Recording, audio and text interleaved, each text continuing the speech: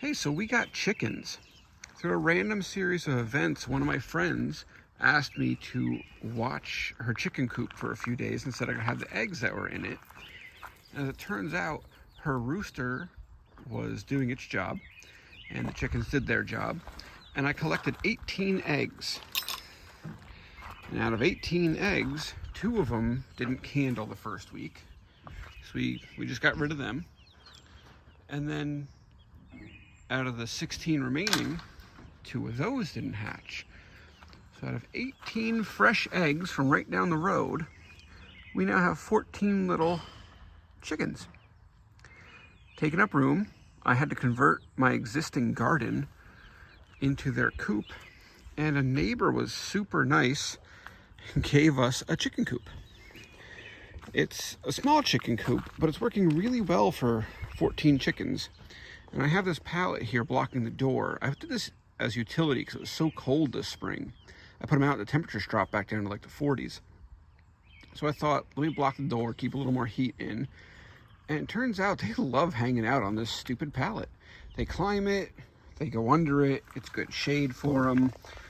Then when it rains, they end up under here, and when the dog comes out and terrorizes them, they come hang out. But it's not bad. They're having a great time. That one with a little bit of brown right there, that's Fred. Fred was the last one to hatch. We actually had to help him hatch because he didn't want to come out. I think Fred's going to be a rooster. Right, Fred? All right, fine. Run away. Be like that. I think Fred's going to be a rooster. And the gray one on the ground, yeah, that one coming at me right now is Eric. I think Eric's going to be a rooster. But I think that's it. It's hard to tell. They're 9 weeks old, give or take. Okay, we got this little chicken coop. Got 14 little chickens in here. I blocked off the little egg hatch there, so that way they don't get used to sleeping in there. Hopefully, in about 3 months, I'll open it up and they'll just lay eggs in there instead of sleeping and making it a mess. Food, water that needs to be cleaned out, different issue. And a milk crate. This was great when they were little. I put them in here, and I cut that hole in there, and they loved hanging out in there. It was a nice little home for them. I put one of the boards down, so I had a place to still climb on. They lived in there. I did have a heat lamp on the roof, but we got rid of that as early as we could because, you know, heat lamps, fire, danger, death, bad, all those things. Let me see if I can lock this up with one hand. It's a little bit of a chore. The neighbor who made this coop up the road, who was nice enough to give this to me, made a really nice little coop from what he said was just stuff he had laying around. I think it's awesome. I have plans to expand it a little bit, but I have plans to do a lot of things. That's not bad. Relatively clean. I'm going to do a little bit more before I open it up for him. But it is what it is. I do plan on getting a solar door for it. I have another pallet, by the way. Sorry. Got lost my own thought. But I do plan on getting a solar door for this. Probably pick it up a little bit, make a different egg box for it. But these little turds act like they're so scared of me. But as soon as something goes wrong, they come right to me. What's up? Let's see if we can do that. That's Fred. And that one? No. Yeah. That guy's Eric. Little turd. And then Jane is here somewhere. Oh, actually that's Jane. Plain Jane. But she's getting a little color on her back now. So yeah, that's our little chicken update. I'm working on doing something with this. That's going to be probably the next project I'm going to document. Here, we'll go over there. Hold on. That's got my super safe chicken coop here, you know, because I 100% forgot to put access to the latch from the inside. Locked myself in immediately after putting the door on.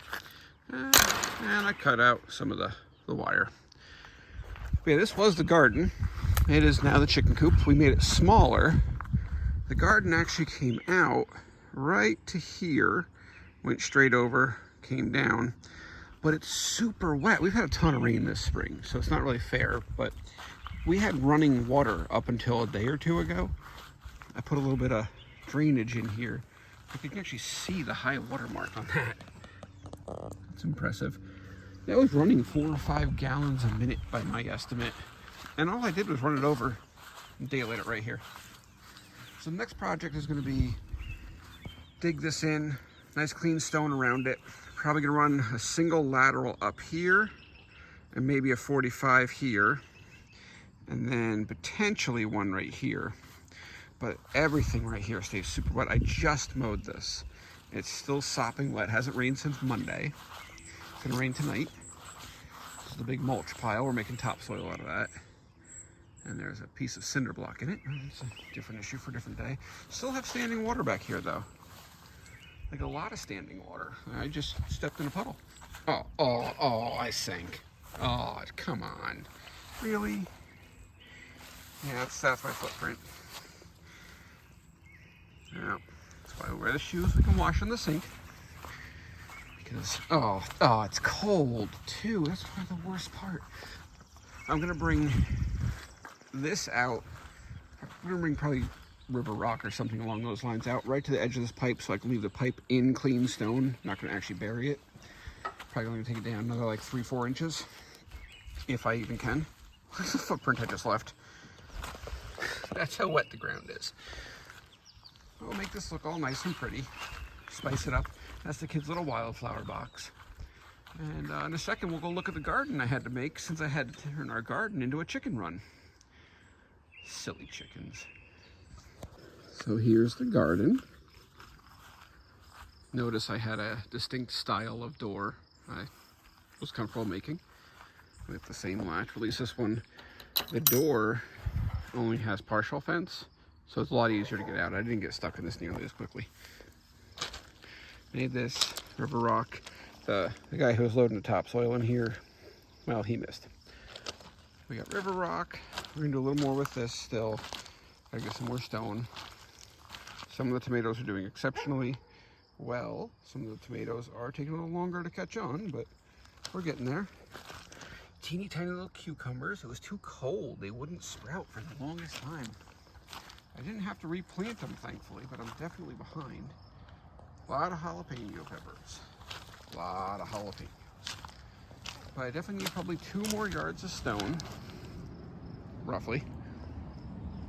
And then the idea behind this is I have room to expand as we go. I can do easily 2 more rows before I hit that tree, and well, that tree's not long for this world as it is. So I want to eventually have at least 10 boxes. I figure for the first year, having to build everything, get it all established. Start with 4, see how it goes, move on from there.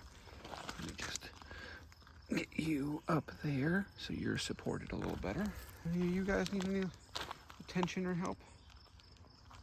Nah, you're doing great. You're rock stars. Gotta get those guys to come in a little better. And to support the garden, my never-ending desire to make things complicated and harder for myself. See, I don't lock myself inside that one. I don't know why I didn't do that. Chicken coop, but different story for a different day. I decided that the house, which is, we'll say 115 feet away, I would put a rain barrel. Rain barrel, pretty simple. Yeah, I had a good friend give me a tote. Put a little hose bib on there. Diverted the gutter. Nothing crazy. In the winter, I'm going to take it off, put the gutter back.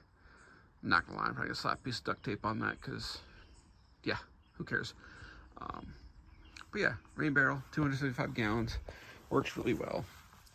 Spigot works perfectly. I do want, dang, that's got some pressure. I do want to get a little pump for this. If anyone knows of a good pump you can put in line on a garden hose, please feel free to share that information because I can't find it. I can't find anything. And the reason I say it's 115 feet away, that is 100 feet of hose. I put that hose on. I've run it over, and it makes it just past that little spot right there between the two trees. About 15 feet shy of the garden. We're gonna call it 115 feet. Gotta figure that out. But more importantly, I need a pump. I mean, I can get a 25-foot section of hose. Who cares about that? I need a pump, because when I get over there and I turn the water on, I have what feels like 10 psi coming at me.